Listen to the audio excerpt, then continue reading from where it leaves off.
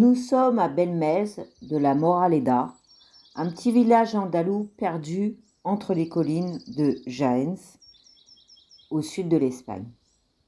L'été 1971 est torride, mais la maison du 5 Real, un phénomène étrange, vient bouleverser le quotidien d'une famille simple, les Pereira. Un matin d'août, Maria Gómez Camara, la mère, remarque une forme sombre sur le sol de sa cuisine. En frottant, en lavant, rien ne part. Peu à peu, les contours deviennent plus nets. Un visage humain semble émerger du béton. Les yeux, le nez, la bouche, tout est là, gravé dans la pierre, comme si quelqu'un l'avait peint de l'intérieur. Le mari, effrayé, casse le ciment pour refaire le sol. Mais quelques jours plus tard, un nouveau visage apparaît.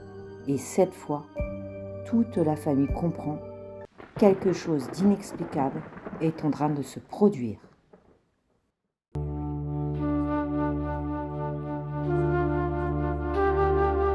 Très vite, la nouvelle se répand dans le village, puis dans toute la province. Les curieux affluent, voisins, journalistes, prêtres, scientifiques, croyants et sceptiques. La maison devient un lieu de pèlerinage moderne.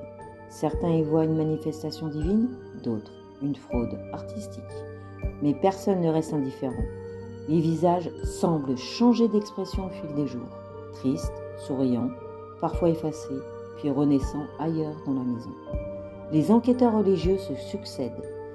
Le curé du village parle de signes de l'au-delà.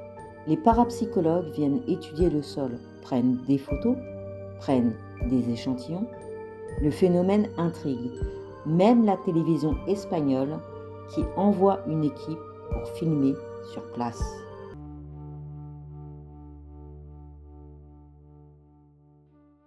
Des chercheurs de l'Université de Madrid analysent le béton et les pigments.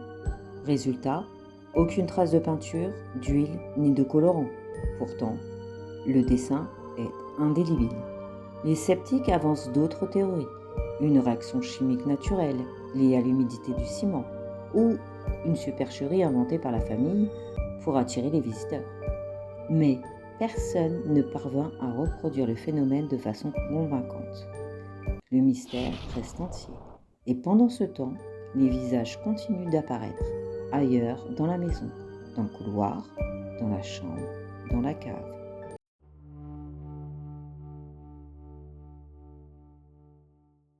Selon les récits oraux du village, la maison aurait été construite sur un ancien cimetière. Des fouilles menées en 1972 révèlent effectivement des restes humains sous la dalle. Pour les habitants, c'est une preuve. Les morts réclament la paix. Les habitants de Belmez affirment avoir entendu des gémissements, des voix et ressenti des présences. Maria Gómez Camara, la maîtresse des lieux, aurait même conversé avec les esprits par le biais d'un médium. Les visages, selon eux, seraient les âmes piégées entre deux mondes, exprimant douleur et mémoire.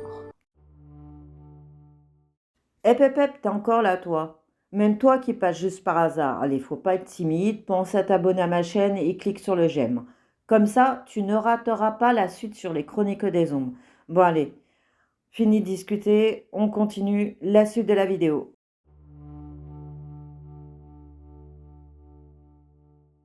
Dans les années 1981 et 1990, les visages de Belmez devient un symbole du paranormal espagnol.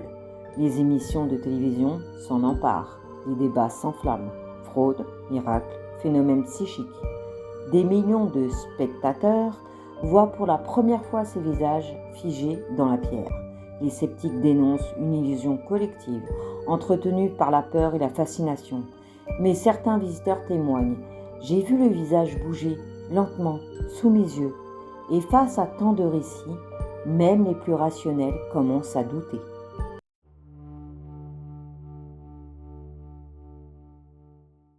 Maria décède en 2004, après plus de 30 ans à vivre dans cette maison hantée.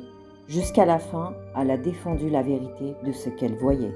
Je n'ai rien peint, ce sont eux qui viennent. Après son décès, la maison devient un lieu de visite. Certains jours, les visages sont visibles, d'autres non. Le temps, l'humidité, la poussière, tout semble interagir avec cette étrange mémoire du béton. Mais aujourd'hui, certains habitants affirment voir de nouveaux visages apparaître de temps à autre.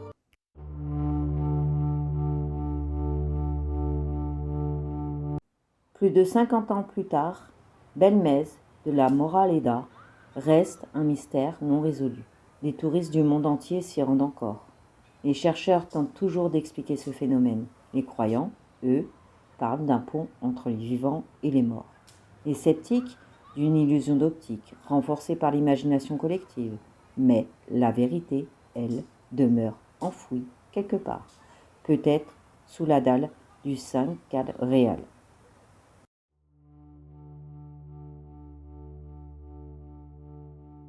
Depuis plus d'un demi-siècle, les visages de Belmez continuent d'alimenter les légendes et les débats.